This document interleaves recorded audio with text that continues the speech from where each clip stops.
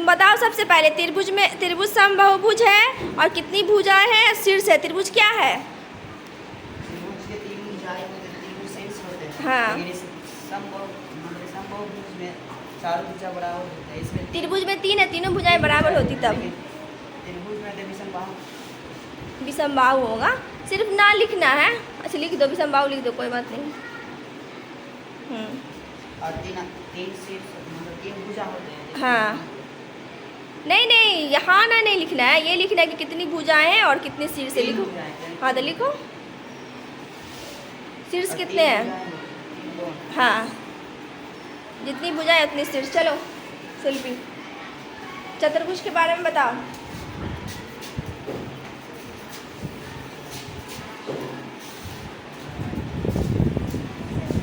समबाहुभुज होगा कि नहीं होगा? कैसे होगा? चारों भुजाएं, अभी तुमको पता है क्या कि चारों भुजाएं बराबर है कि नहीं है? अभी तो नहीं पता है, तो इसलिए ना लिखो। अगर चारों भुजाएं बराबर होती तभी होता। और कितनी भुजाएं हैं? 4। तो लिखो। शीर्ष कितने हैं? 4। ठीक। चलो हिमांशु आओ उधर। बबीता, पंचभुज के बारे में लिखो। समबाहुभुज होगा कि नहीं होगा? होगा। क्योंकि सभी भुजाएं क्या है? बराबर है। लिखो।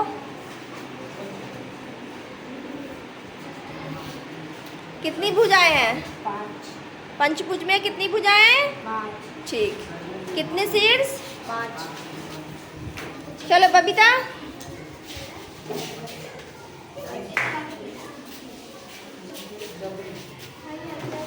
और चौक लेके आओ, नीचे से खत्म हो गया तो बताओ।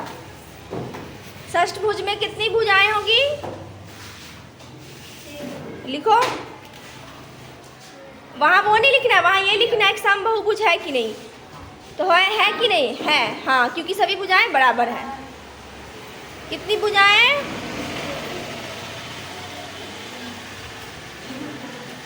अब सीताराम आओ।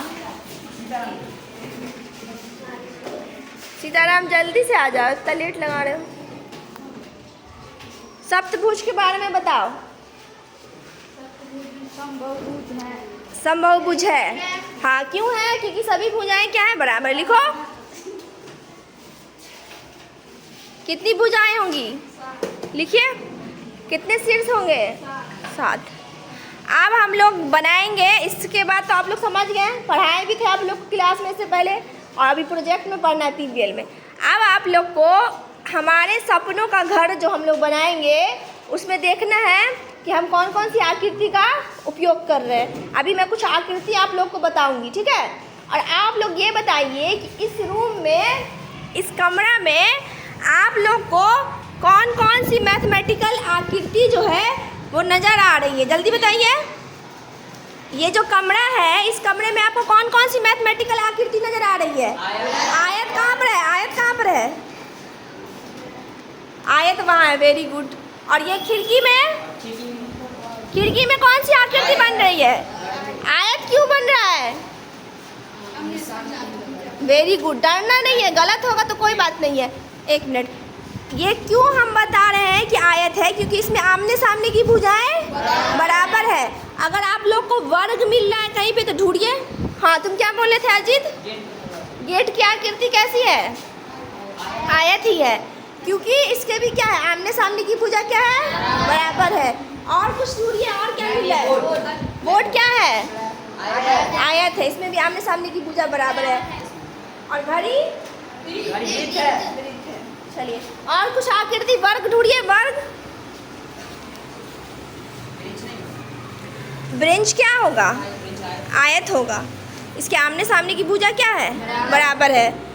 और आप लोग खोजिए, दिमाग को दौड़ाइए। चलिए ठीक है, अब हम लोग अपना जो तुम लोग लाए हो इसको कलर करो और फिर आगे करेंगे। कलर करिए आप लोग, फिर उसमें कौन कौन सी आकृति आपने यूज़ किया है उसको बनाइएगा, ठीक है?